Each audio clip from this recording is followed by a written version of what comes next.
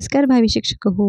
आज आपण महाराष्ट्र शिक्षक अभियोग्यता व बुद्धिमत्ता चाचणी म्हणजेच टेट, तर या थर्ड टेट्सच्या सरावासाठी आपण 2017ला ज्या क्वेश्चन पेपर झाल्या होत्या त्यामधील समसंबंध या घटकावरील प्रश्न आपण आज अभ्यासणार आहोत, जेणेकरून थर्ड टेटसाठी तुम्हाला त्याचा चांगला सराव होईल आणि या घटकावरील प्रश्न तुम्ही चुटकीसरशी सोडवू शकाल.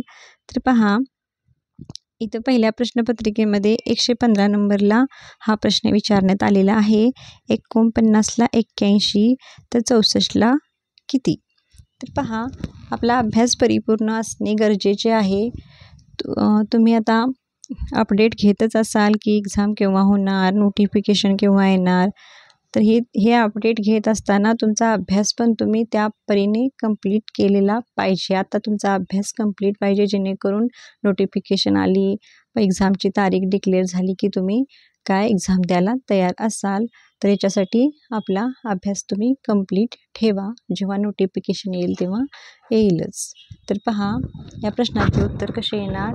तर या ठिकाणी 49 हा 7चा वर्ग आहे, 81 हा 9चा वर्ग आहे, 64 हा 8चा वर्ग आहे. आता पुढे काय, तर पहा 7 ह्यांची जर वर्गमूळं घेतली तर काय होईल.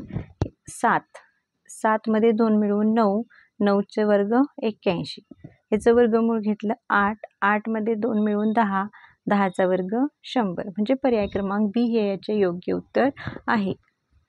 नेक्स्ट क्वेश्चन पहा, पोट, अन्न, इंजिन काय? तर पोट, अन्न, इंजिन काय? इंधन. पर्याय क्रमांक 1. प्रश्नपत्रिका 5वीमध्ये 40 नंबरला प्रश्न आलेला आहे. पहा, 841ला 29 तर 289ला किती?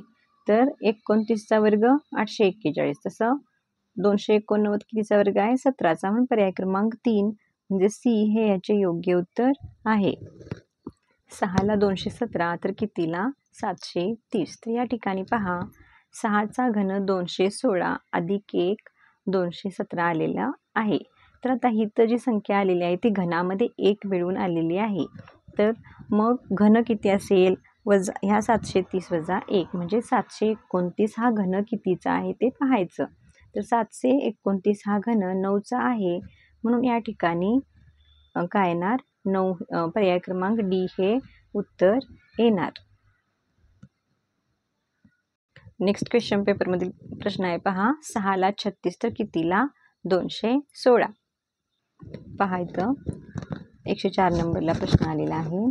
6ला 36 तर कितीला? 216. तर निरीक्षण केलं तर आपल्याला कळेल, इथं जो एकक स्थानी अंक आहे तोच काय आहे? पहिली संख्या आहे. त्याप्रमाणे इथं एकक स्थानी कोणता अंक आलेला आहे? 6.